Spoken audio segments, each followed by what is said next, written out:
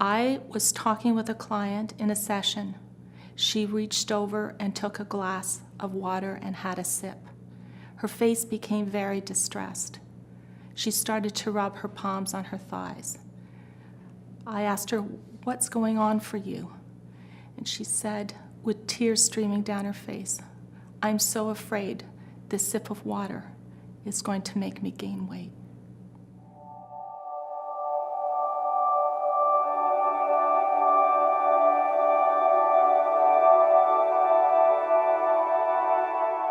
People don't really understand the seriousness of eating disorders. They think that eating disorders are a choice, or that it's just a diet gone too far, or that they can just stop or heal everything by just eating. Nobody makes a choice to have an eating disorder.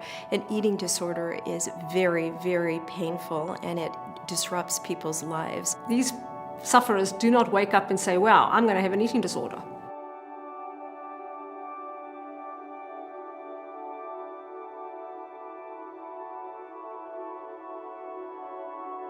I had a few people say, "Oh, I wish I had just a little bit of what you have." You can't be just a little bit pregnant. You can't be just a little bit anorexic. There were many different steps that turned what were smaller, unhealthier behaviors into something that was out of control.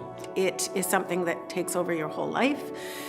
It is something that is a very serious illness. With our daughter, as sick as she is, she's not choosing this. She doesn't want to die, but she doesn't know how to get out of it. I think a lot of us are really fighting, even though it may not look like it. It takes everything sometimes to just get out of bed and not hurt yourself right away. As it goes on, it really takes on a mind of its own, and it's no longer under our control. About 70% of the cause of anorexia nervosa we know is now attributable to your genes, and 30% seems to be related to your environmental experience. And the way to understand it is that genes load the gun and the environment pulls the trigger. What can happen for some people with eating disorders is they have a traumatic event.